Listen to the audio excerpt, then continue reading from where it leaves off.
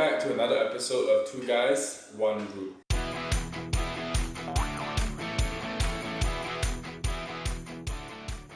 So today our topic is going to be actually the struggles or the challenges of starting your own business. And we'll be joined by a very special guest today. He's no stranger to anybody. He is actually the entertainment business. If you've ever been to any type of event, he's probably the MC. Yeah, so he does MCing, he also does magic. He's actually done a Shopee quiz as well. He's still hosting the Shopee quiz. So if any of you guys are using Lazada, Shopee! So our guest is Ross! Hi guys! I always love to start with a magic trick. Can I show you guys the trick? Sure. So running my own business, I have to make a lot of money for myself. I don't make money, I don't eat. So a magician always has to show his hands are empty because people don't believe that our hands are empty. The second thing we need to show is to make sure our sleeves are all clean and clear. But in spite of that, I can still make money appear. Oh, thank you for your generous. Usually after a magic trick, the audience gives the magician a round of applause. Thank you. And also, I happen to be the only magician who can make this 10 ringgit disappear in a single second. Just 1, 2, 3, and it's gone. The only one who can do that, me and Dato' David Aramugam. So, let me take it out. I take it out with my comb. Oh yes! Joshua. Get it back from him later. Pop! Okay. Anyway, I love showing a trick just to break the ice. So cool, what are we guys talking about? Starting business, is it? Yeah, I think one of our very first questions would be like, what got you into the entertainment industry? Is it something that you've been doing all this for a while, that's why you found interest in it? Or is it something that you've always wanted to do, so you're in it right now? I started becoming a performer at the age of 9. So at 9 years of age, I went for a magic class at a place in Shalam. My teacher was Mr. Das and he was my magic mentor. Mr. Das, hi. So thanks to him, he was doing a different kind of class and then he showed us all the magic trick. And we were also entertained at the age of 9, everybody likes magic. And then he said, would you guys like to learn magic? And I said, yes, definitely. So I was one of his first few students. And then from then on, magic helped me break out of my shell and become more, learn to interact with people, because magic forces you to go and talk to people. Before that, I didn't want to talk to people, I prefer to read books. So I learned the skills of a performer from a young age, and that has helped me a lot become the person that I am today. And so, but of course at 9, you're just doing it for like parties and family events, and then slowly people noticed my talent and then started asking me to perform more, and then I got more jobs coming in and slowly built my network. And then around the age of 17, 18, I tried doing a bit of comedy. And then that seemed to work well, people responded well, so I thought, apparently I'm funny. And then from there, people said, hey Ross, can you MC as well? And then I just gave it a try, and then it worked as well. And then I met a friend who's a clown who does balloons, and then I asked him, can you teach me balloons? And then I do balloons as well. And so over the years, I just added things to my repertoire of performing. Okay. I did not do it because I wanted to earn money from it, or because it was like a career I had in mind. I've always enjoyed my studies and education. I'm doing my masters now and I want to become a lecturer. That's my career goal. But I seem to be good at performing and I enjoy it as well. I enjoy making people laugh, and that's why I continue doing it. So it became more of a thing that I just went with the flow. I went with the flow and it was not really a goal in mind. But as people continue to respond to me, I continue to give them more. And so that's where I am today. So it all started with something that you like and one thing led to the other, Yeah, I didn't even know I would be here today as a magician or MC and all that until at the age of 9, when I was first exposed to the joy of magic as a little boy. And then that really captured my attention, and then everything went else from there. Yeah, all started there. Yeah. Okay. Yeah, and from what we understand, you do have your own business going on. Yes, I do. I run a sole proprietorship under my own name. I registered, I think, 3 years ago. And I would always advise people when they're running a business to call yourself a businessman rather than a freelancer. Is always a benefit because companies respect that more. And then you can issue an official invoice with your number and everything there. And so it gives a much better impression to companies. That's the reason why I did it. I lose money, not to say lose money, but I earn a little bit less because I have to pay tax. And I hate paying tax, but I have no choice. So, but I gain the advantage of appearing more professional. And so that's, I think, been a very big advantage, especially when you work with big companies and they want to see official documents. I can give them those documents. Yeah. Okay. Yeah. Go on. Yeah, then I think right off the bat, when you register, I think like that's not something that we were taught as children or as kids. Yeah. So like even the registering, did you face like a lot of? Thankfully, no. So for those who want to become sole proprietor, it's very easy. In Malaysia, to start your own company, 5 minutes or less you can start a company. Did you know that? Yeah, it's very easy. I'll tell you the whole process. You go to KL Central. KL Central, the place is called SSM, Suruhanjaya Security Malay, something like that. SSM. You go to the building. You just all you need is your IC and a bit of Malay. You go to the counter. You say, I want to register sole proprietorship, my own company. They'll give you a form. You fill it up and just write one paragraph in Malay what your business is about. That's it. They will stamp it, chop it, and then you're done. Literally like that. There's no background check. There is no extra documents, no need to show bank statement, nothing. It is easier to start a company than to register for like driving license. Or really, it's that simple, and it's crowded. Even though it's crowded, because the process is so quick, I literally 5-10 minutes I was done. Then you do the rest is all done online.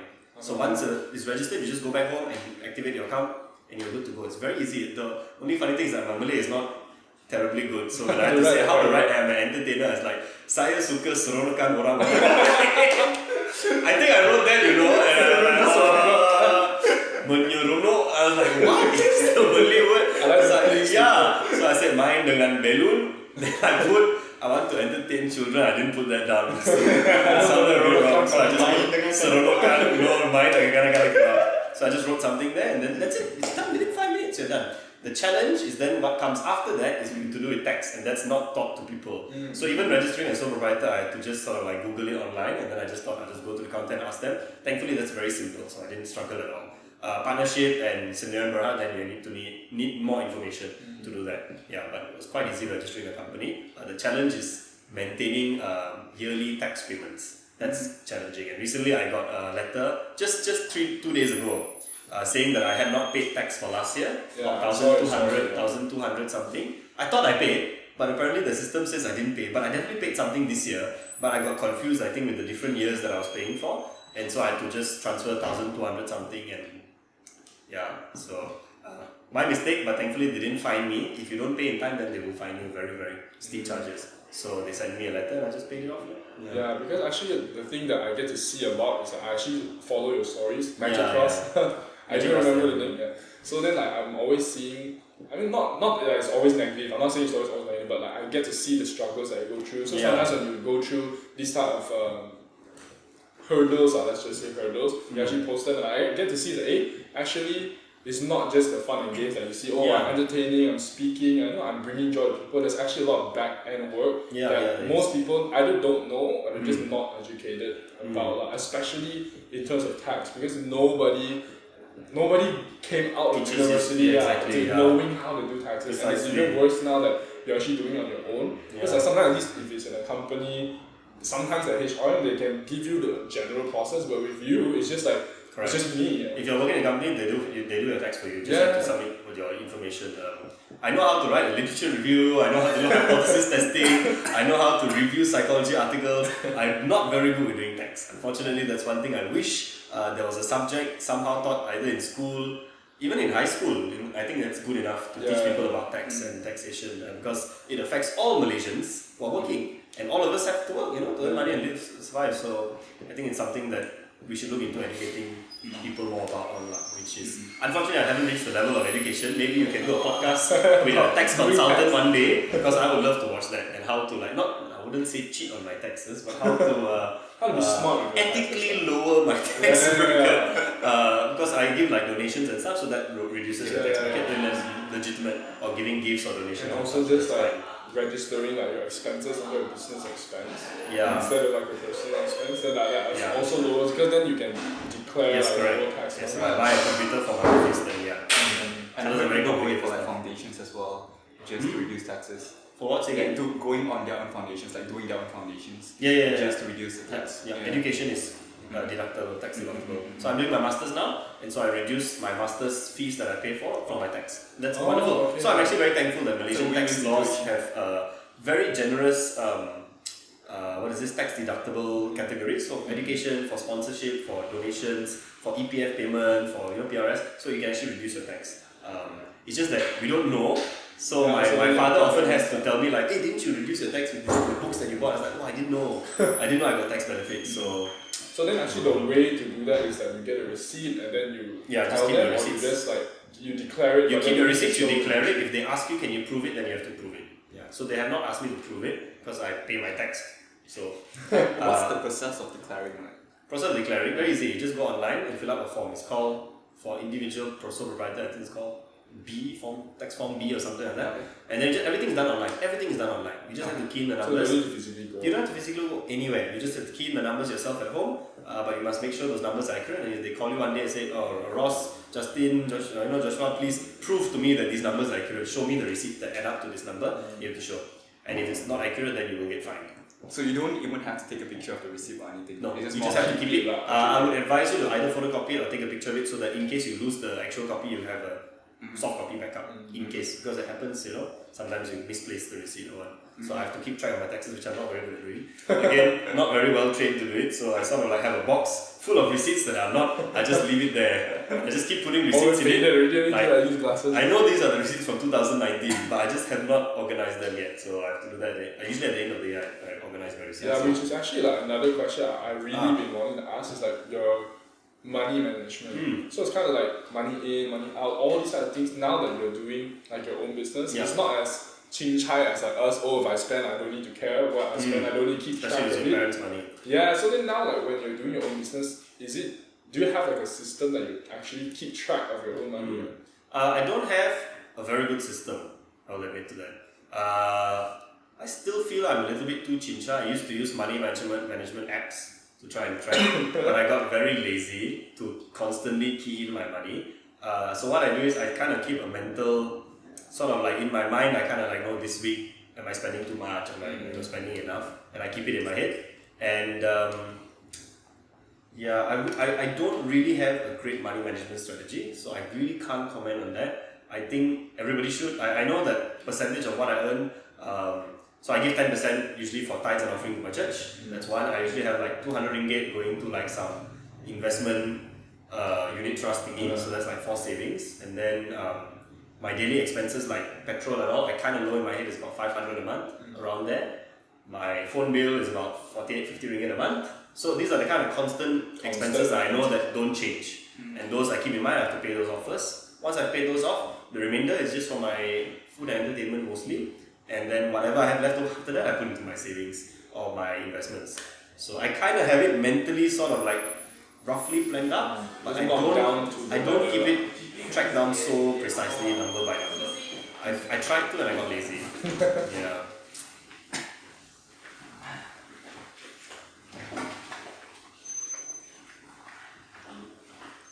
Moving on.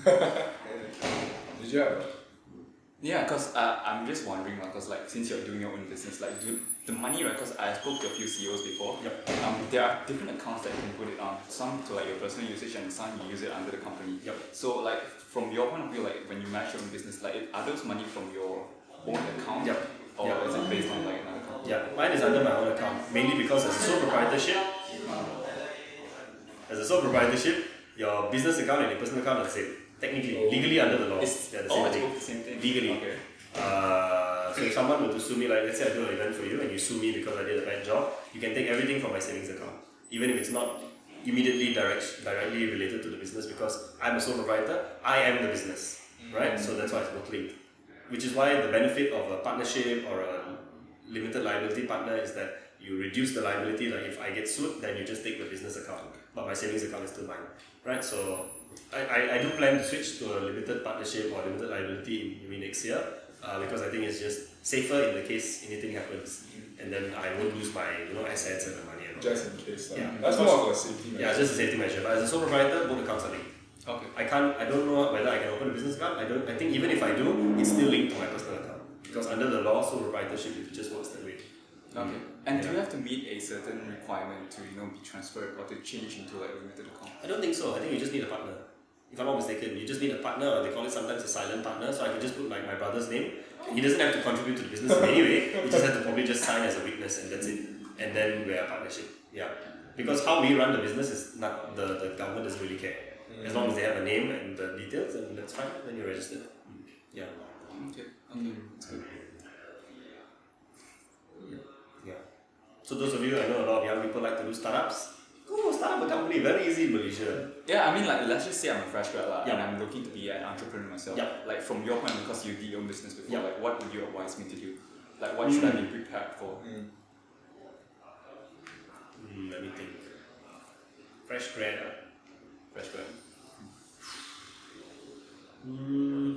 Maybe it doesn't even need to be a fresh graduate. anybody like Anybody that's looking to start their own business. So I have a lot of friends who run businesses that fail because I don't think they realize how difficult it is to maintain a business over difficult months when you don't earn money. So in my business, for example, because I'm an entertainer, it tends to be seasonal, where I earn most of my money in the end of the year, October, November, December. Everybody's having parties, right? Earn a lot of money there. January, February, beginning of the year, New Year parties. February, March is around like Chinese New Year events and all that. There are months that I've actually seen my bank account where I earn zero, exactly zero in months like June and July, where nobody hires me for a company dinner. There are no company dinners in June and July, right? So, and those are the difficult months because I have to make sure that I've earned enough money in the other months to cover the months in the middle of the year where I don't earn money. And so that's difficult for me. And for any other entrepreneur, especially in a seasonal business setting like entertainment or in any other setting where you don't get money and your business is not doing well and then you want to give up.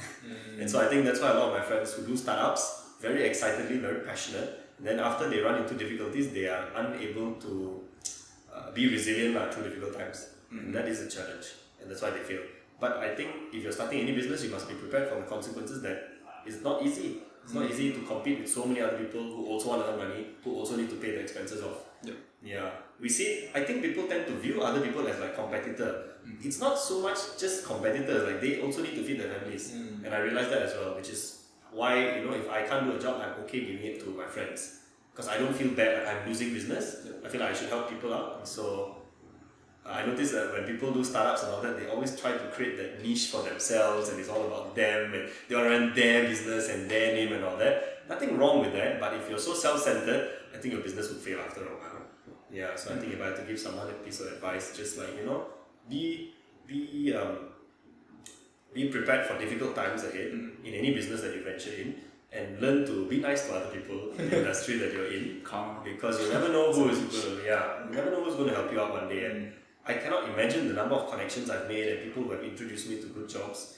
And the best way to help your business grow is that through word of mouth. I think that's the RM0 marketing fee and almost 100% rate success that you'll get a job. If you're good at your job and truly good at your job, people will notice and they will spread the good word about you. You don't have to work hard. So when I perform at an MC like a wedding, I just do one wedding MC, I'll get 3 requests for future weddings the following year. It usually works like that because people recognize that I'm good and that I'm nice to people. And any business I think is, as long as you're nice, people will definitely talk about you. And once they talk about you, you don't have to spend a single cent on marketing. I don't do any Insta post promo, I don't do any Facebook ad boosts. My website is out of date for 2 years. My Facebook page hasn't been updated maybe 5 years. I have a Facebook page as editor. I don't update it. People still Facebook message me like, hey Ross, I want to hire you. And I've not posted a single picture or post for like 3-4 years. And people still find me and I don't know how they find me. But they do, and it's just through connections and word of mouth and spreading like that. So any business, anyone who's starting a business, focus on building that really good connection with people and developing those networks because they will pay off much later when you're in your life. And then now I just sit at home and people come to me and looking for work. I think just expanding on the network part because I'm not sure if anybody knows, but you've actually been overseas for some MC gigs as well. And I was just like, because we're local, like most of our jobs, especially for Malaysians, like it will kind of be within our inner circle. So then how did you actually, I'm not sure if you use like the networks or people Definitely, engage you, it was. But exactly. Can you just share So how that happened was, I didn't even do anything. I've been MCing for about 5 years or so, professionally, kind of like very seriously for 5 years. And I've always dreamed of going overseas to MC, dreamed about it, never had the opportunity. The closest I got was a Singapore company which called me and said, can you MC? I was like, oh my god, I'm going to Singapore. And they said, oh, our company dinner is in Malacca. I was like, oh, Malacca is nice. okay, should I charge you Singapore dollar anyway?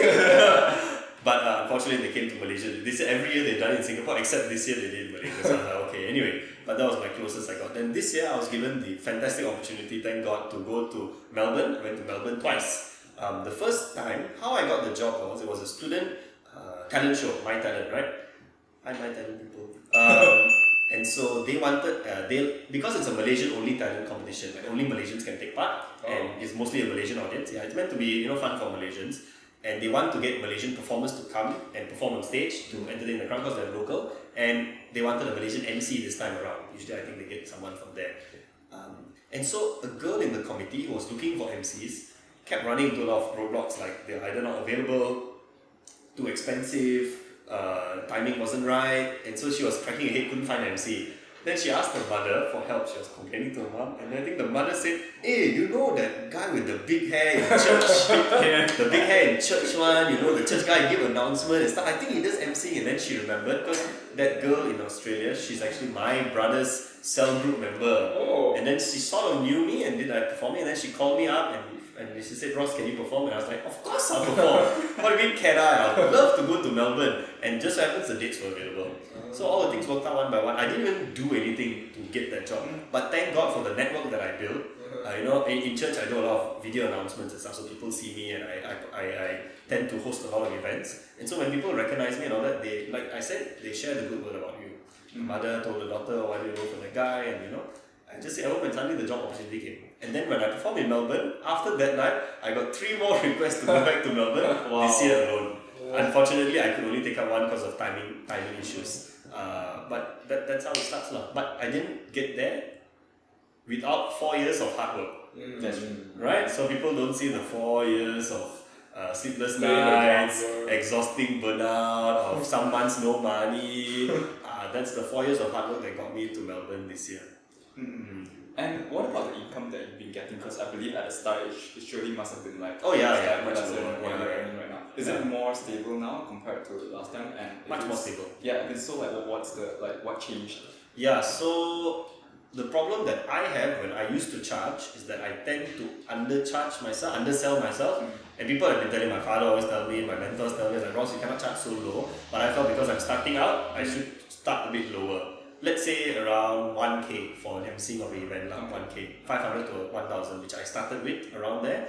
And then slowly as I became better and I brought more value to my clients, and I was funny on stage, I was more confident on stage, then I slowly increased my price. Currently, like if I MC at a company dinner, annual dinner for a company, it usually starts around 3K minimum. That's how much I usually charge.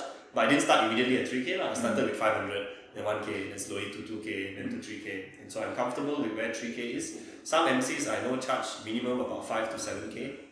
Not because they're good, but because they're so-called, experienced 20 years and all that. But I feel like they don't, but my personal opinion is that I don't feel that those expensive MCs, sometimes they don't deliver and they give a value of entertainment worth 5,000 ringgit to the audience. But I feel that I can give at least a 3,000 ringgit value to that. I do magic, I do comedy and all that. And so I feel I can give that value. That's how much I charge. What changed is that I slowly had to accept over the years that actually I am good at what I do. Because as a performer, we tend to be very self-critical. And all I will know is my mistakes in my event. I will not think about the good things that I did until people come and say, "Oh, you did a good job, you did a good job." And I usually don't take it. I usually say, "No lah, it's just okay lah." And then slowly after years, I had to convince myself that actually no, I really am funny, even though it sounds borderline arrogant, but actually it's the truth. If people tell me I'm funny lah. Yeah. So people tell me I did a good job, I say, "Yeah, I know I did."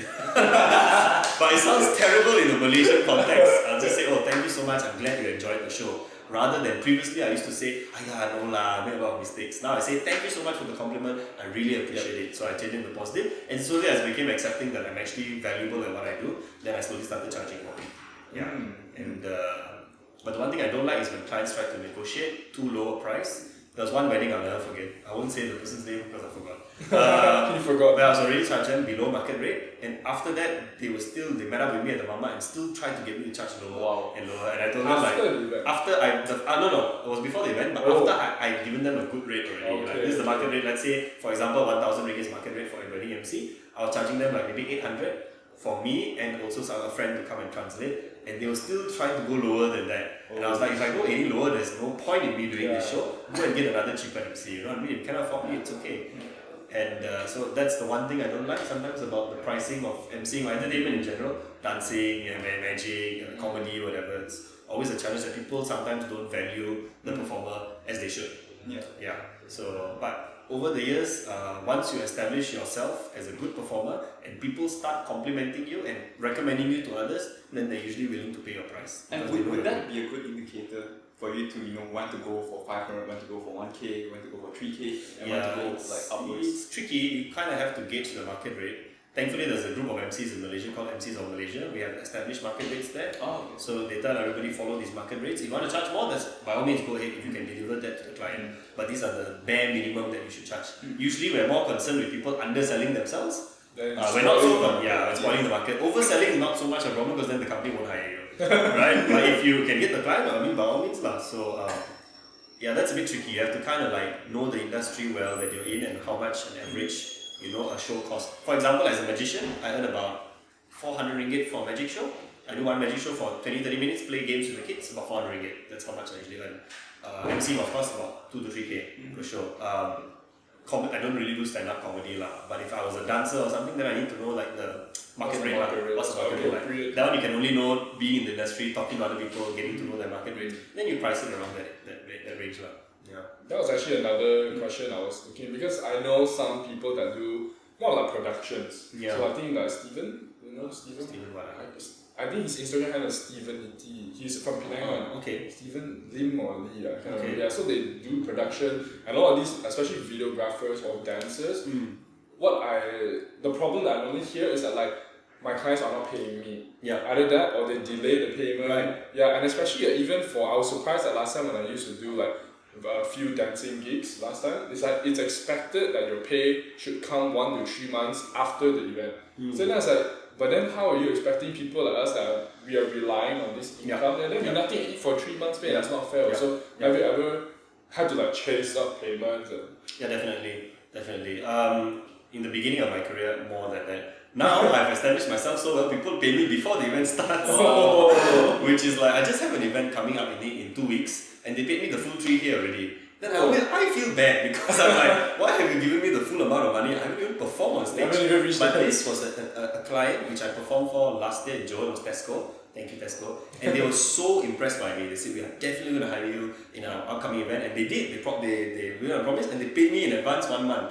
So I'm like, but those are the clients that I love and I develop good relationship with them. And they call me back every year. And I know they will pay me on time, I don't have to worry. The clients which give me problem, which I had to learn dealing with as I started as a freelancer, I did not used to ask for deposit. And then I would receive payment late. So now I always say, if you want to confirm me as an MC, pay my deposit.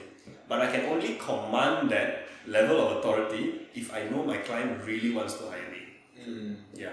And now I've established myself so well with my big network that people know that I'm good and they really want me. I'm so thankful I have clients who say that we only want Ross. And it's an honor for me lah. But then I say, if you really want me, prove it, pay deposit. Okay, I don't say it in that manner lah. I just put it in my invoice. I just put in my invoice, kindly pay a 50% deposit to confirm me for your event. Or if you cannot put 50%, 10%, 20%, I'm fine. As long as you give me some amount of money to confirm that you really want to hire me. And if you don't want to hire me and you're not serious about it, then fine, don't hire me. My mentor who used to tell me things like, I need to know when to walk away from a bad client. And sometimes you want money so desperately, but if the client is really lowballing you or not talking to you properly or really giving you a hard time money, then just leave. Just drop it and leave. If they didn't pay deposit, they have no hold over you. You can just say, I'm so sorry, I'm not going to do it again. I've never had that situation ever come up, thank God. The longest I waited for my money in maybe 6 months. Where I called back and they said they forgot my contact details or something. Forget my contact details. But thank God, all my clients have paid me one way or another. I've never been shortchanged before. Yeah, I think there's a difference between client acquisition, acquiring new clients, and also maintaining your current ones. Yeah, I mean like how good you are in word of mouth, that's like client acquisition, but how do you go about maintaining those clients and making sure they call you back for the next time and so on? That's a bit harder. As an MC, I don't usually like to perform for the same client more than a maximum of 3 times. Because all my jokes have not changed. My magic tricks and my balloons that I do on stage are pretty much similar. If I perform for you 2 times, it's already repetitive. The 3rd time I try to do something different, but the maximum I perform for a single client is only 3 times. And I usually won't accept the 4th one. Because I feel feel like I cannot give you anything new. Wow. And I feel it's not right of me to go and, your audience has seen me before. If they really want me, I'll say yes, but otherwise I usually tell them go and find someone new. And then call me again after maybe a few more years, come back. How I No, I just, it goes back to what I said, I feel like I cannot bring that value to you, I will not give it to you. Go and find someone who's better. I don't mind. Because at the end of the day, I focus not on earning the money, but making sure that people are entertained. And I think if the focus is there, then it's fine. To answer your question, how I make sure I have a good relationship with my clients. For example, I like to go above and beyond what is required. So for example, when I play games as an MC on stage, and I bring people on stage, I play games with them. Sometimes I ask the client to prepare prizes. Sometimes the client doesn't have prizes. What I do is I go to the shop, I buy some Ferrero Rocher chocolate, and I give it to them. I don't know any other MCs who do that. As far as I've seen, I've never met another MC who has done giving gifts. Maybe they do, but as far as I see, I don't think I see. Usually they rely on the client. But sometimes I know the client has not prepared, so I will go out of my way, take my own money and buy some nice gifts and give it to them. But sometimes I buy gifts that can be shared around the whole banquet table of 10 people. Game prize and all that. And I think clients notice that and they say, wow, this guy really gives more than what we're just paying him for. The value that I bring is slightly higher than other MCs. The other one that I do is that after the show, I always make it a point to go up to the CEO and say, thank you for hiring me, sir. I really like your company. Very nice, very fun.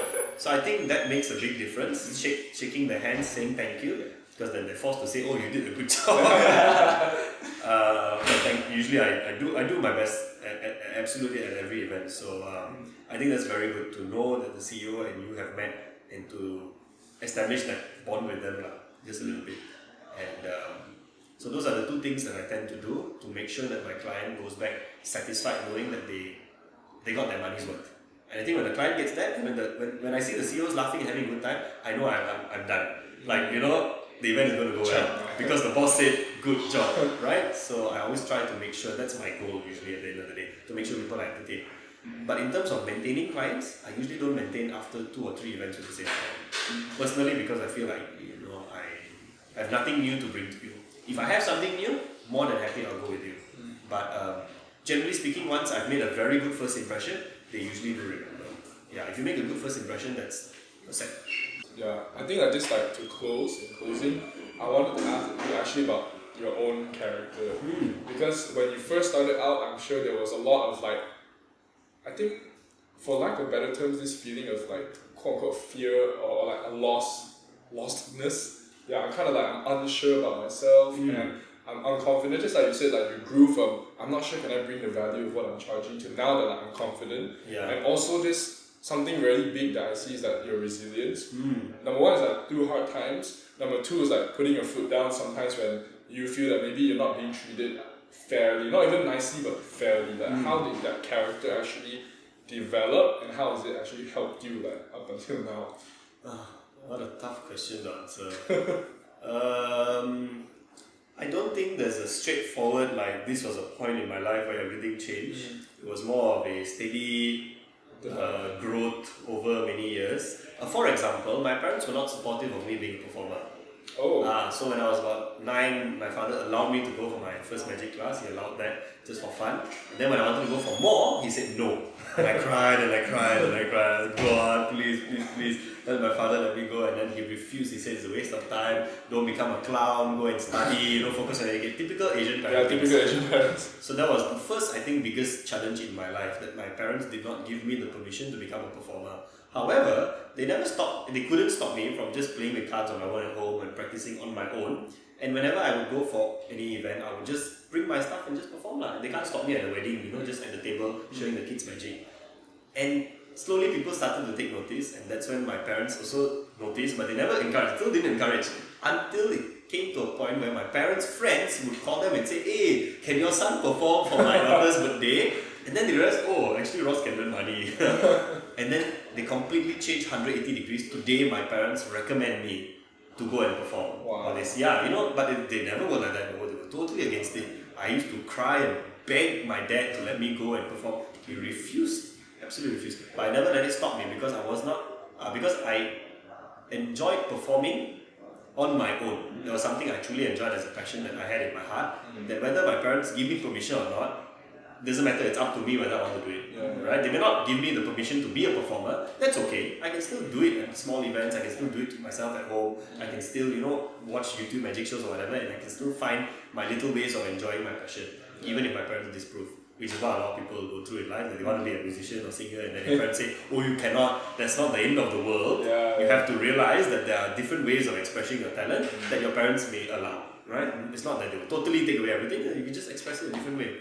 So I think that's one thing that's very important to realize, that even if your parents say no, or even if you encounter a hurdle, just because you encounter a difficulty doesn't mean you have to give up on your dreams and it's not the end of the world, right? You have to then find another way to sort of like modify your dream. Maybe don't dream so big, dream a little bit more practical, right? So my parents never sent me for, my friends in magic went to Thailand and learned magic from a master magician, right? To learn how to do all stage productions, which I didn't go for because my father was not willing to pay. But it's okay, I just practice on my own simple little tricks at home.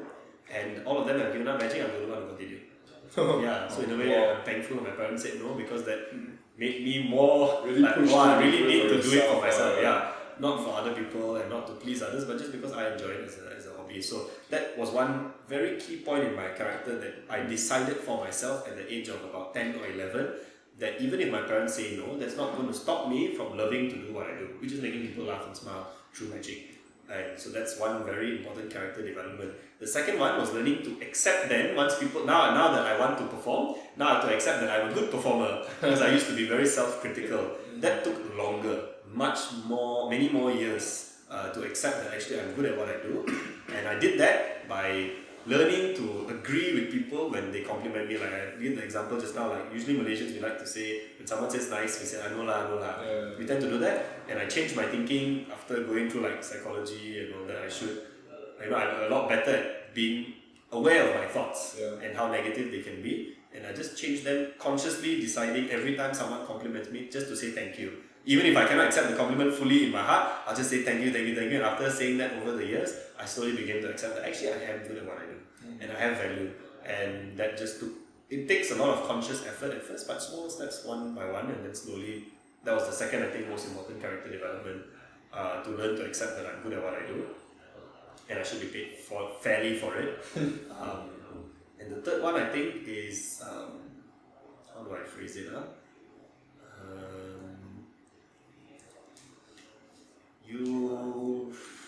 You can't please everyone. You can't please everyone. So I always tell people, just focus on doing your best. And if your best wasn't good enough on this day, there will always be tomorrow to try again. Sometimes I tell jokes and my jokes don't work. It's terribly embarrassing. I think even if a magic trick doesn't work, I'll just do another trick, right? And you can like redeem yourself. But whenever I MC and I tell a joke and the joke falls flat in silence, I was like, that's really, really nerve-wracking. But it's okay, tomorrow's another day, people forget. As long as I know that I give my best at every show that I do. And then I can sleep well at night knowing that I did my best. Right?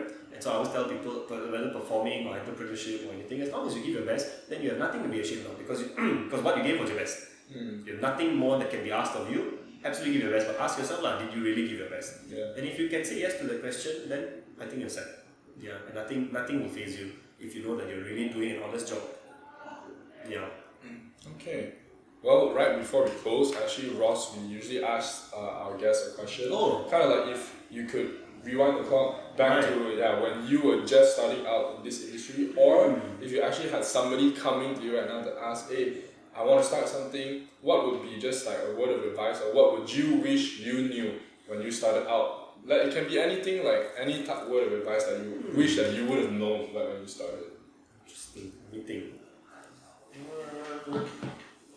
I don't think I've ever asked myself this question before. I like this question. I like this question. He's too successful already.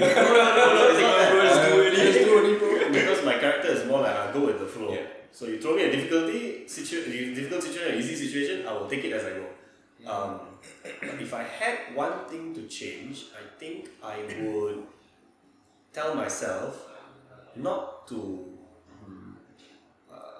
waste too much time doing the things that are not going to help me reach the goals I have in the future. So for example, the one bad habit that I have is that I like to rewatch old movies.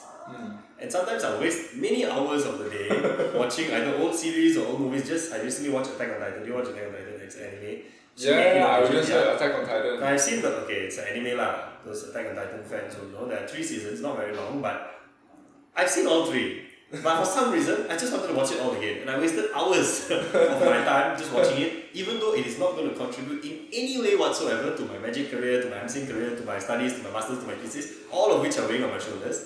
But I wasted a lot of time. So I think in my childhood, I wasted a lot of time not aligning my priorities to something beneficial in the future. I think a little bit is fine. You just want to have fun, or just want to watch a movie is fine. But I tend to do it a little bit too much sometimes. And so I feel like what I would have loved to learn as an MC is to learn Mandarin. And I was surrounded by Chinese people in my church. I'm surrounded by Chinese people in my university. I'm surrounded by Chinese people right now. Yeah, but I don't practice my Mandarin. And if I had spent more time just learning Mandarin over in university or whatever, or even in primary school, I would be able to be fluent in Mandarin right today as an MC. And that would be such a big benefit. Yeah. Now my Mandarin is so broken, right? So that's one thing I regret not doing. If I had to wind back the clock, I would tell my younger self, okay, have fun, do things that you like, but try to do them in a way that is going to contribute, to your future. Like I love watching movies with friends, or going out with friends, or having dinner with friends. So I can still do that, but now in doing that, try and talk Chinese. The next time I go out for makan with friends, I should make a conscious effort to try and improve on my Mandarin, so that after going out makan with friends many times, my Mandarin will become better. So at least there's a goal that small contributions. Yeah, a little bit. So rather than just like go and just like lepak, but not really have anything, working towards. Yeah, not learning anything, not going anywhere, just stagnant. Just like rewatching movies is a very stagnant activity. I just sit there and brain dead, just like you already know what's gonna happen. Rereading books and rewatching movies are 2 time wasters of my life. I waste a lot of time when I could be using it for valuable, productive stuff. I try very hard to reduce it, but it's a bad habit that I need to work on, and I'm working on right now. But yeah, if I could rewind the clock, definitely I'd tell my younger self, learn to make my time a little bit more productive. Fun, but still at least producing something beneficial. Yeah, so I thank God for all the insight I have now at the age of 26. But yeah, I'm quite happy with where I am. The path that my life has taken, I believe God has blessed me with many opportunities, and so I'm grateful.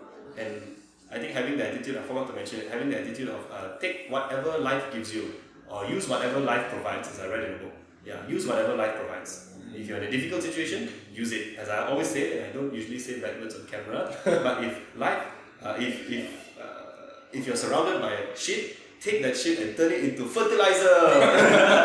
That's one big. Yeah, so that's one of my favorite quotes when I tell people who are going through a difficult time. Just take it and turn it into fertilizer and let it grow you. Yeah. Fertilizers. Amen. Okay. Well, that's the end of this episode. Again, we're very grateful for Ross to come and join us here. And remember, turn shit to fertilizer. You heard it first here. Amen. Praise the Lord. Till the next episode. See you. See ya.